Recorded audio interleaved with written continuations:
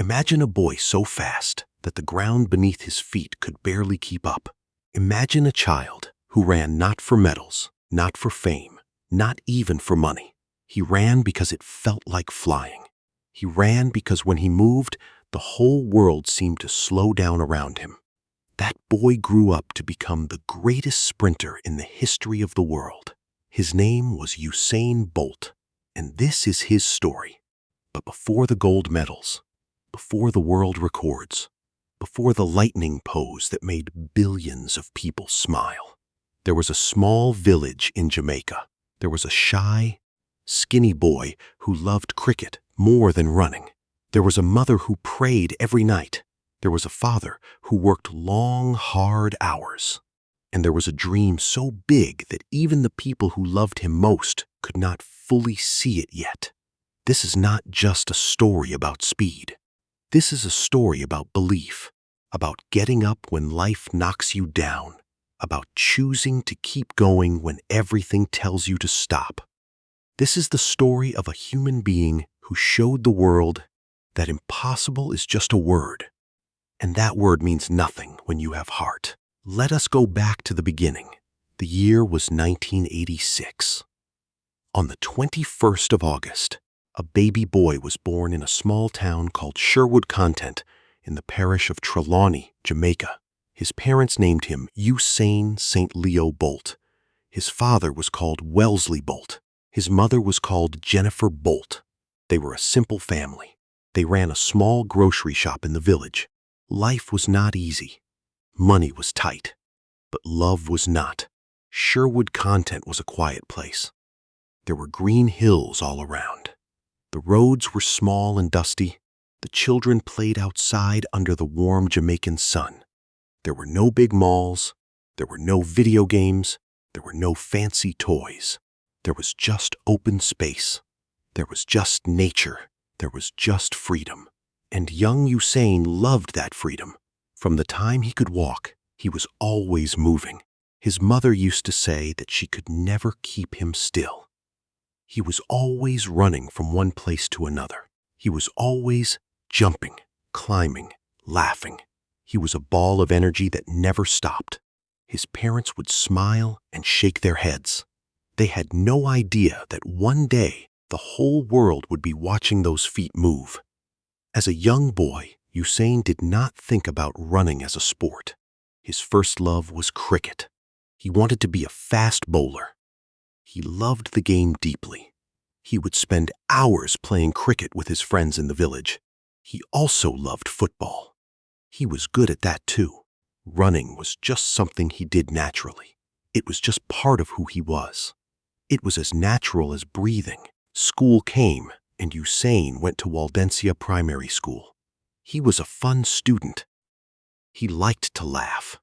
He liked to make his friends smile. He was not the most serious student in the classroom. He liked playing more than studying. His teachers would often have to bring him back to focus. But there was one thing that every teacher noticed. When they put Usain on a running track, something changed. He was different. Even at that young age, he ran in a way that nobody else did. His long legs seemed to eat up the ground. His stride was longer than any other child his age. While other boys took 3 steps, Usain took 2, and yet he was faster, much faster. His teachers started to take notice. His coach at primary school, a man named Norman Peart, pulled young Usain aside one day. "You have something special," he told him. "You are not like other children. You need to use this gift." Usain shrugged. He was still thinking about cricket, but the words stayed with him. In Jamaica, running is not just a sport. It is a culture. It is a tradition. Jamaica is a tiny island country with a population of less than 3 million people. And yet, it has produced more world-class sprinters than almost any other nation on earth. Running is in the air in Jamaica. Children grow up hearing the names of great Jamaican runners. They grow up understanding that speed is something to be proud of. So when Usain started to show his speed, the whole village paid attention. When he was 12 years old, Usain won his first school race. It was during a national primary school championship. His school was not expected to win. Nobody had circled Usain's name on any list. But when the race started, something happened. Usain ran like he had been practicing his whole life, because in a way, he had been. He crossed the finish line first. His teachers screamed. His friends jumped up and down. His parents watched with wide eyes. Usain did not quite understand what had happened. He just knew he loved how it felt. After that day, things started to move quickly. He moved on to William Knibb Memorial High School. There, his running talent started to get serious attention. His new coach saw immediately that this boy was extraordinary. He began training Usain more seriously. He taught him about technique, about starting positions, about breathing, about how to use his long body to his advantage. But training was not always easy for Usain. He was still a playful boy. He liked to laugh and joke around. Sometimes he would not take training seriously enough. His coach would get frustrated. His parents would get worried. They wanted him to focus. They knew he had something rare. They did not want him to waste it. His father had a long talk with him one evening. They sat on the steps outside their house. The sun was going down. The sky was turning orange and pink. His father looked at him seriously. "Usain, do you understand what God has given you?" Usain was quiet for a moment. Then he nodded slowly. "I think so," he said. "No," his father said softly. "I do not think you do. Not yet. But one day you will. And when you do, you will understand why you must not waste it." Those words went deep into Usain's heart. He did not forget them. At 15 years old, Usain competed in the 2001 World Junior Championships in Debrecen, Hungary. He was the youngest sprinter there. He was still a teenager. He was still growing. His body was still changing. Most of the other athletes were older, more experienced, more developed. People did not expect much from the young Jamaican boy with the big smile. But Usain surprised them all. He made it to the final of the 200 meters. He did not win, but he ran a time that shocked everyone watching. People started to whisper, "Who was this tall, young boy from Jamaica? Where had he come from? How was he so fast at such a young age?" The whispers grew louder. In 2002, at just 15 years old, Usain competed in the World Junior Championships again in Kingston, Jamaica. This time, he was on home soil. This time, he had the crowd behind him. The stadium was full of Jamaican people screaming his name. He could feel the energy like electricity running through his body. He stood at the starting line and took a deep breath.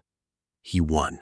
He became the youngest World Junior Champion in the history of the 200 meters. The crowd went wild. People were crying. People were hugging. In the stands, his mother, Jennifer, had her hands pressed together, tears running down her face. His father stood with his fist raised high. It was the beginning of something the world had never seen before. But then, just when everything seemed to be going perfectly, life reminded Usain that nothing comes easy. Just when the door to greatness was opening wide, a serious problem appeared: his back. Usain began to experience serious pain in his lower back.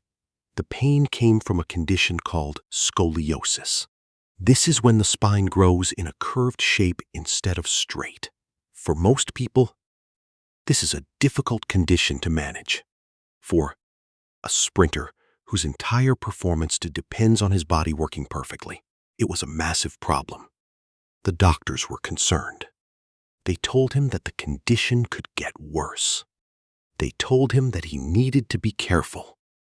Some people around him started to suggest that maybe running at the highest level was not going to be possible. Maybe his body would not allow it. Maybe his dream had a limit that even his heart could not overcome. This was a dark time for Usain.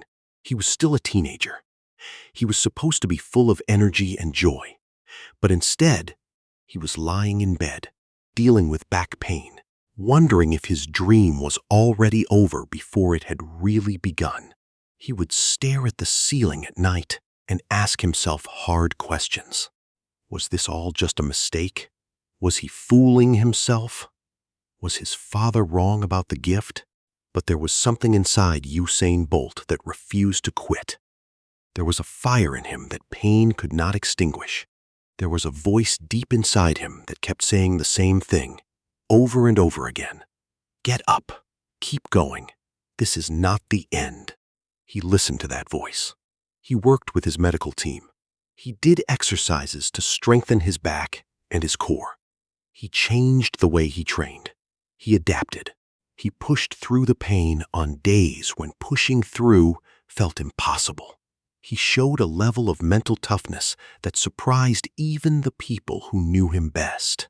His coach, Norman Peart, who had known him since primary school and had come with him on this journey, helped guide him through this period. There were hard conversations. There were honest moments. But through all of it, the message was the same. Work harder.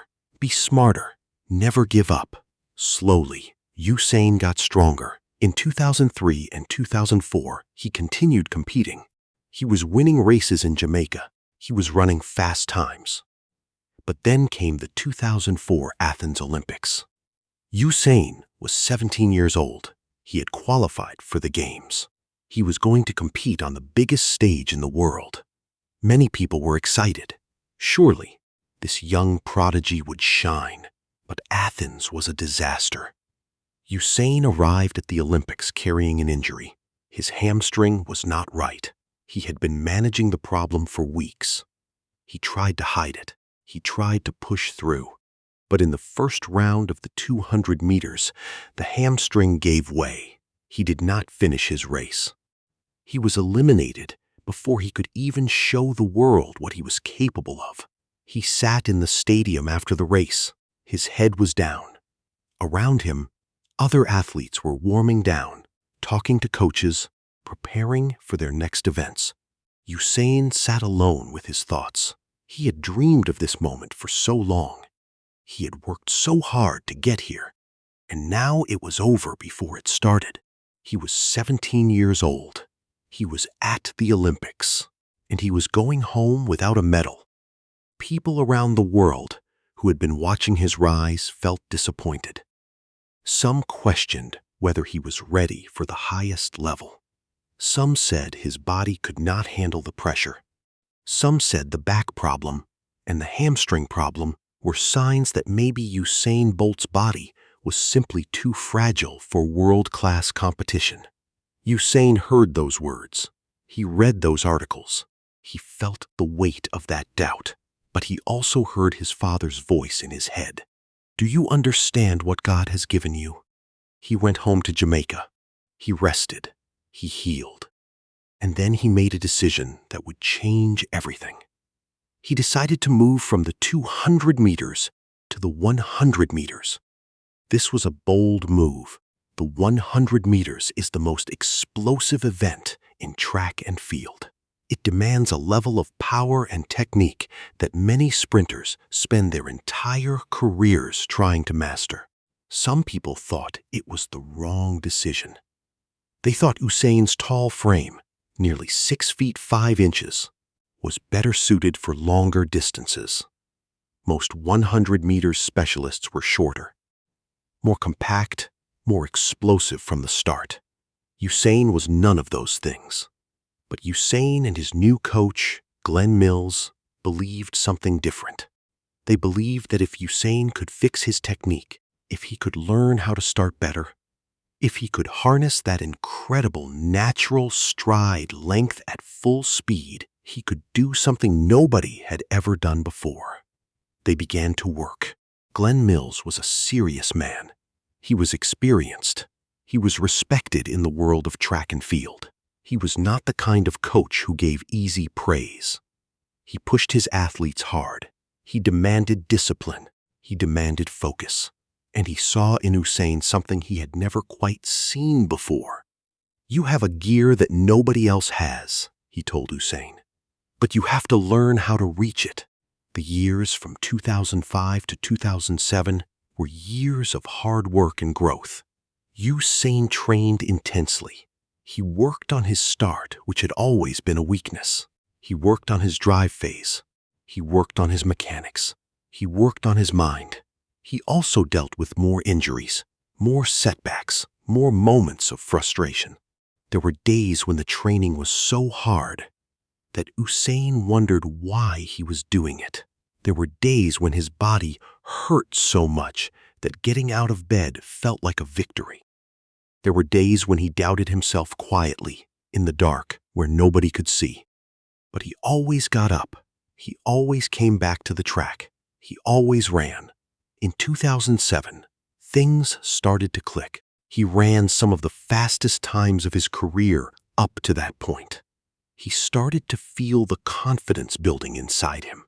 He started to believe, truly believe, that something extraordinary was coming.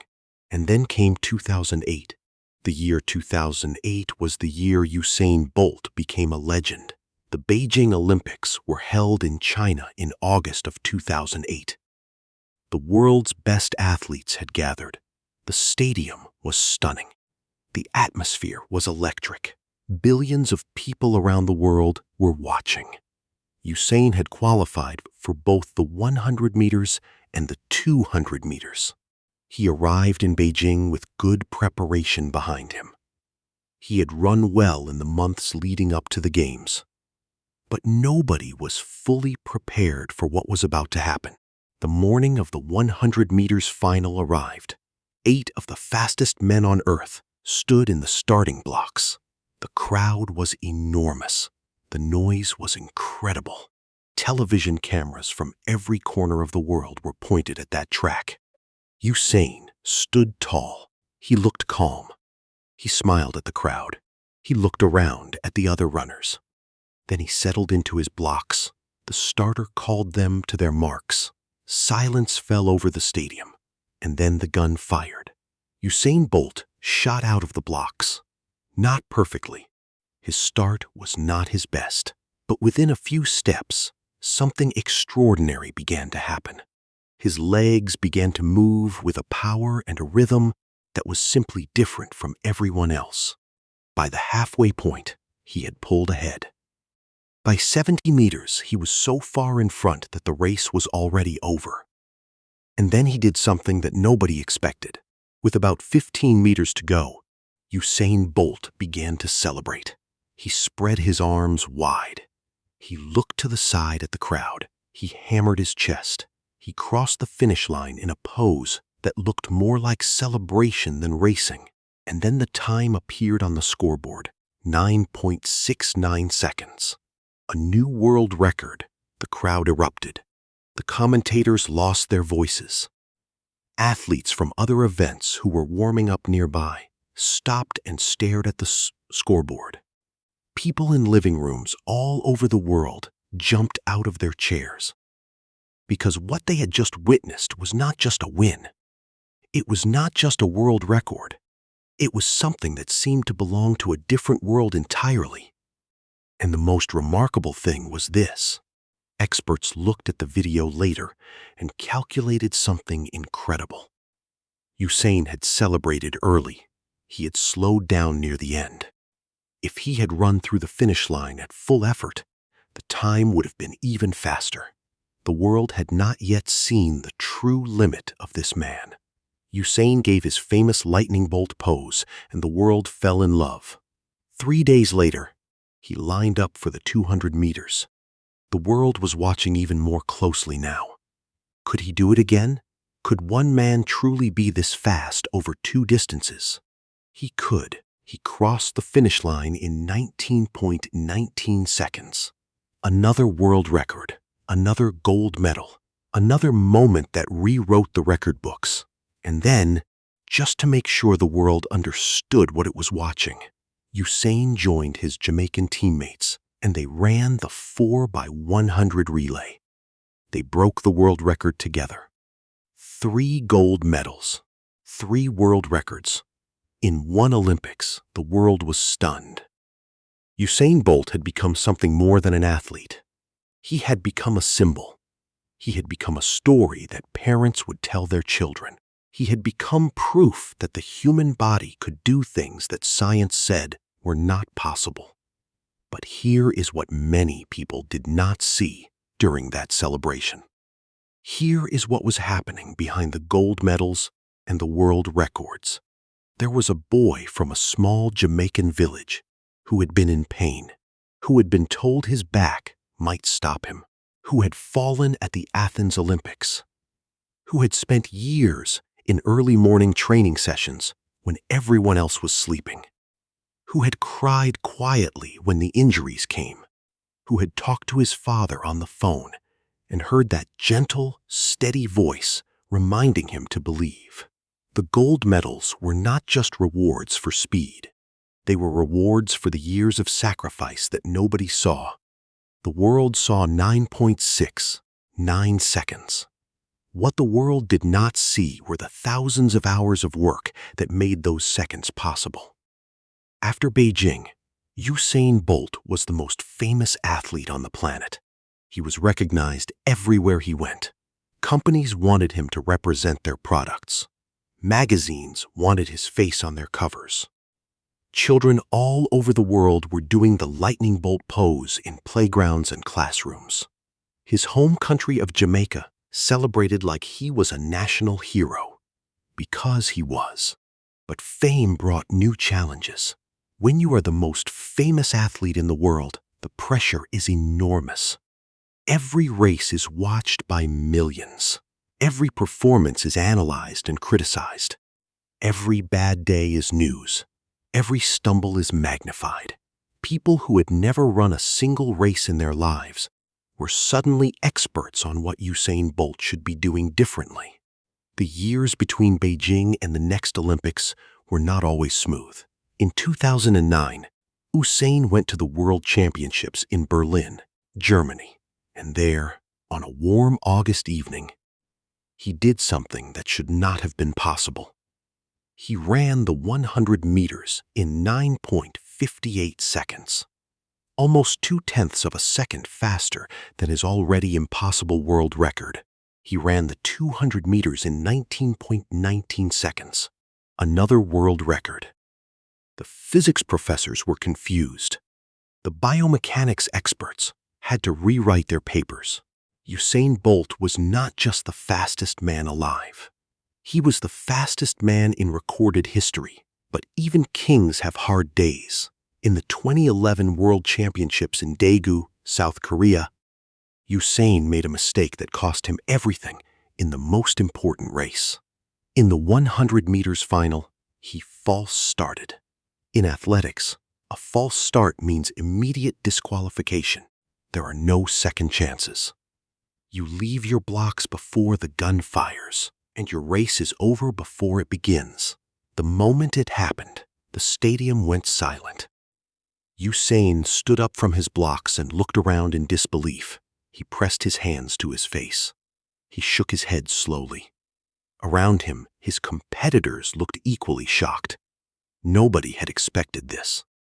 Nobody had wanted it to happen this way. Usain was out of the race, out of the World Championships, out without having run a single competitive step. He walked off the track. His head was down. The cameras followed him. Millions of people were watching. Some were feeling sympathy. Some were feeling something cruel. But most people who had ever tried something important and failed understood exactly how he felt in that moment. He sat in the warm-up area alone for a while. And he thought. He thought about the small village in Jamaica. He thought about the back pain. He thought about Athens. He thought about all the times he had been knocked down and had chosen to get back up. He thought about his father's words. He thought about his mother's prayers. And then he made a decision. He was going to come back stronger. The 2012 London Olympics were 12 months away. Usain Bolt had everything to prove. The false start in Daegu had given his critics new ammunition. Some people said he was losing focus. Some said the pressure was getting to him. Some said the era of Usain Bolt was coming to an end. Usain trained harder than he had ever trained before. He worked on his start. He worked on his mentality. He worked on every detail of his performance. He had conversations with his coach that were honest and direct. He had to accept that he had made a mistake. He had to accept that mistakes do not define you. What defines you is what you do next. What he did next was arrive at the London Olympics ready. The 2012 London Olympics were a different kind of moment for Usain Bolt. This was not about surprise. The world already knew who he was. This was about whether he could handle the weight of expectation. This was about whether a champion could stay a champion when everyone was watching and waiting for him to fall. He answered that question clearly. He won the 100 meters. He won the 200 meters. He won the relay with his Jamaican teammates. 3 gold medals again. A double Olympic champion in the sprint events. A feat that had never been done before in history. Nobody had ever won both the 100 and 200 at back-to-back Olympics. The lightning bolt pose lit up the London sky. In the press conference after his victories, a journalist asked him a question. "Usain, what does it feel like to be a legend?" Usain smiled. He was quiet for a moment. Then he said simply, "I just want to inspire people. I want people to look at me and believe that they can achieve something great too." Those words stayed in the air long after the press conference ended. Years passed. The world kept watching. Usain kept running. He dealt with more injuries. He dealt with more pressure. He dealt with the weight of carrying an entire nation's hopes on his shoulders. He dealt with the knowledge that every race might be the one where the young, hungry challenger finally beats him. In 2013, at the World Championships in Moscow, he won the 100 meters. He won the 200 meters. He was unstoppable. In 2014 and early 2015, more injuries came. His hamstring again. That troublesome body part that had already caused him so much pain. He had surgery. He had long recovery periods. He worked with physiotherapists and doctors. He missed competitions. He watched other runners post fast times while he sat in rehabilitation. There were dark moments again. There were quiet evenings when doubt crept back in. When the voice that says, "Maybe this is over," grew louder than the voice that says, "Keep going." When the pain in his leg was so sharp that running felt like a distant dream. But Usain Bolt had been here before. He had learned something important through all those years of struggle. He had learned that the body heals when you give it patience. He had learned that the mind can carry you when the body cannot. He had learned that a champion is not someone who never gets hurt.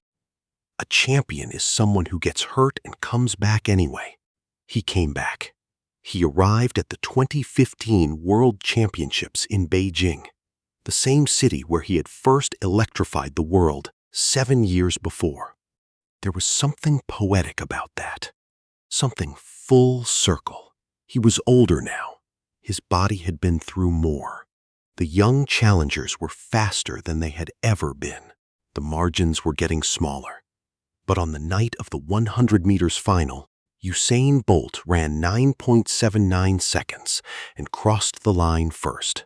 He raised his arms. The crowd went wild. He had done it again, in Beijing, where it had all truly begun. He had done it again. He won the 200 meters too, world champion again, still the fastest man on earth. The world was beginning to understand that what they were watching was not just athletic greatness. It was something rarer.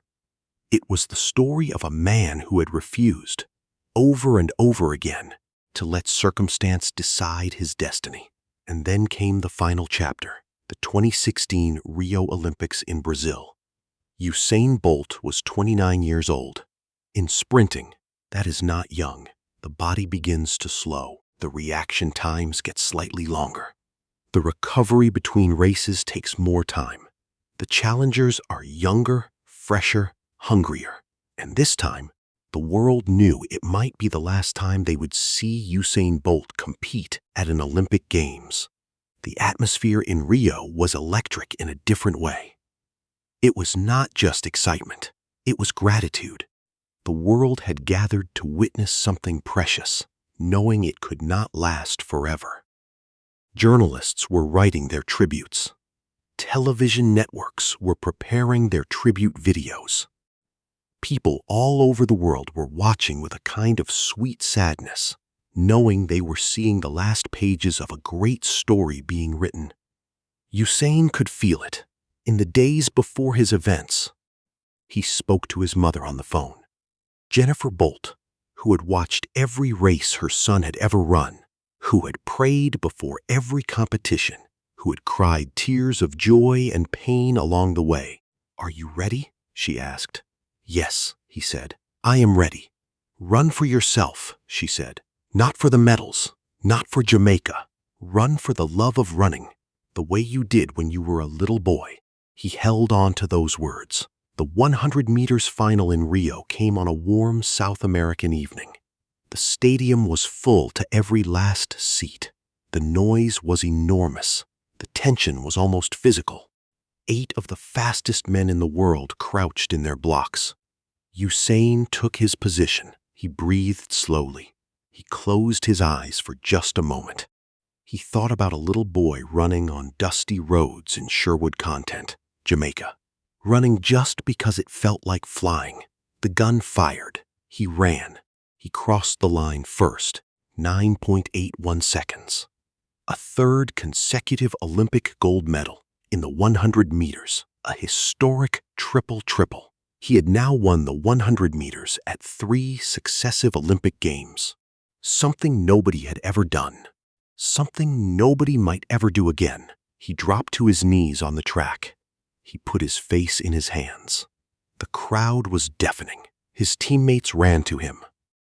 His coach stood at the edge of the track with tears in his eyes. Somewhere in the stands, his mother was crying and laughing at the same time. He won the 200 meters too, and the relay. 9 gold medals across 3 Olympic Games, the greatest sprinting career in the history of the sport. Perhaps the greatest career in the history of track and field. When he crossed the finish line for the last time in the relay, when that final baton was passed and that final race was run, Usain Bolt looked up at the Rio sky and smiled. Not the performance smile he gave to cameras, not the showman's grin for the crowds. A real smile, a private smile. The smile of a man who has kept a promise to himself over a very long, very hard road. After Rio, he ran a few more races on the circuit. And then, in August of 2017, at the World Championships in London, the same city where he had been so magnificent in 2012, he competed in his final competitive 100 meters race. The race did not go as he had hoped. He pulled his hamstring in the relay and could not finish. He fell to the track in pain. His competitors, who respected him enormously, came back and stood around him. Some knelt beside him. Some put their hands on his shoulder. The crowd in the London Stadium gave him a standing ovation that lasted for several minutes. He lay on the track in pain, surrounded by his rivals, showing him respect and love. And in that moment, the world did not see a great athlete falling. They saw a great human being, loved and honored by the people he had competed against for 20 years. He was carried off the track. He did not finish his final race. And yet, that moment was perhaps more powerful than any of the world records, because it showed that the legacy of Usain Bolt was not just measured in times and medals. It was measured in the respect he had earned, the joy he had given, the inspiration he had created.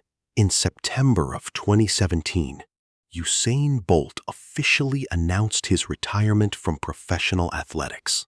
The tributes poured in from every corner of the world, from other athletes, from world leaders, from children who had grown up watching him race, from people who had never shown any interest in athletics but had watched Usain Bolt because he made them feel something warm, something hopeful, because that is what he had always done. He had made the world feel hopeful. He had made the world believe that a small boy from a tiny village in Jamaica could become the greatest in history. He had made the world believe that setbacks are not stop signs, that injuries are not endings, that failure is not final, that when you have a gift and you honor it with hard work and sacrifice, something extraordinary becomes possible. He had made the world feel the joy of pure speed, pure talent, pure human potential unleashed. After retirement, Usain did not disappear. He remained connected to his sport. He spoke at events. He worked with young athletes.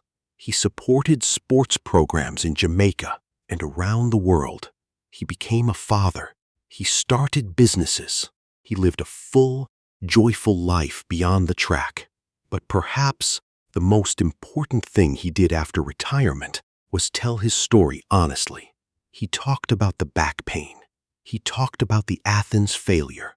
He talked about the false start in Daegu. He talked about the loneliness of late-night training sessions. He talked about doubt. He talked about the moments when he had wanted to give up. He told the truth because he understood something important. He understood that the medals inspire people, but the struggle connects people. The medals say, "Look how great I am." The struggle says, "I understand how you feel.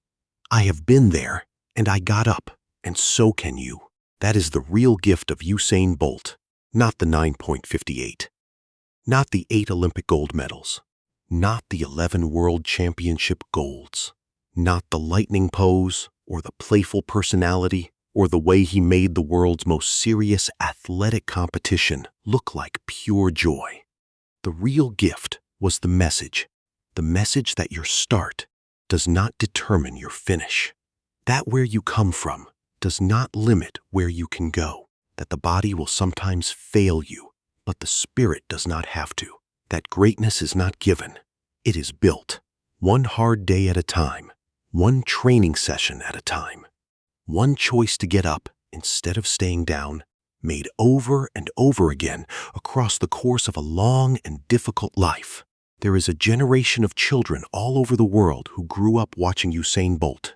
In Jamaica, in the United States, in China, in Germany, in Nigeria, in Brazil, in India, in small villages and big cities across every continent on the planet.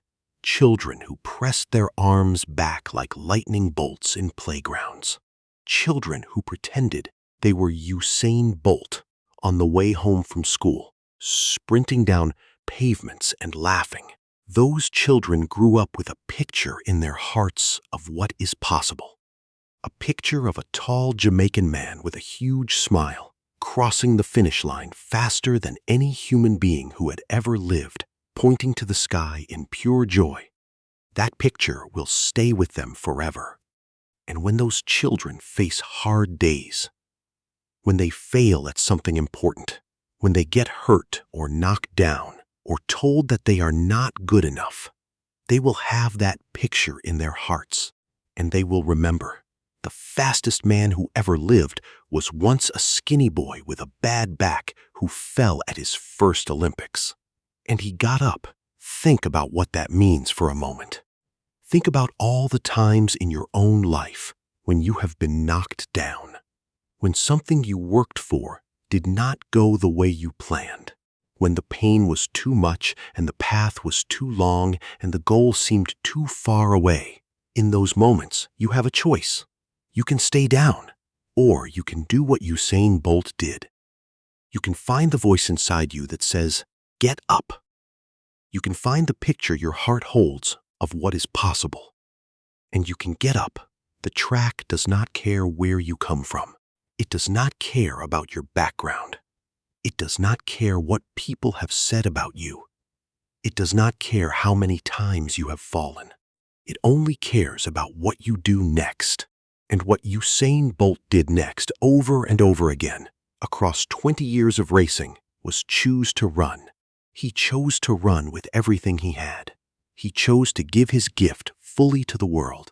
He chose not to let fear or pain or doubt be the last word in his story. And the world will never forget him for it. There is a small town in Jamaica called Sherwood Content. The roads are still small and dusty. The hills are still green. The sun is still warm. And somewhere in that town, right now, there is probably a child running. Maybe that child does not know yet what they are capable of. Maybe they are just running because it feels good, because the wind on their face makes them feel free, because movement is joy and joy is everything. Maybe one day, that child will be the one standing on a starting line while the whole world watches. Maybe they will be the next person to show the world something it has never seen before. And maybe, just maybe, somewhere in the deep memory of that child's heart is the story of a boy who ran from the same kind of roads, who felt the same kind of wind on his face, who grew up to become the fastest human being who ever lived. Not because he was perfect, not because he never fell, not because the road was easy, but because when life knocked him down, he heard a quiet, steady voice inside him saying, "Get up." And he always did. That is the story of Usain Bolt, the boy who flew, the man who showed the world what is possible, the spirit that will inspire generations long after the records have been broken and the medals have faded and the years have moved on. Because speed fades, records get broken, time passes. But the story of what a human being can achieve when they refuse to give up never grows old. It never grows old because it lives not in stadiums or record books. It lives in the hearts of everyone who heard it and felt something shift inside them. Something that said quietly, in the voice of their own dream, maybe, just maybe, I can too. Run your race. Give it everything. Never stop believing. The finish line is waiting for you. Moral of the story: your greatness is not determined by how fast you start. It is determined by how many times you choose to get up after you fall. Talent opens the door, but hard work, belief, and the courage to keep going in the face of pain and failure are what take you all the way through it. Dream big, work harder, and never let anyone, not even your own doubt, tell you that you cannot fly.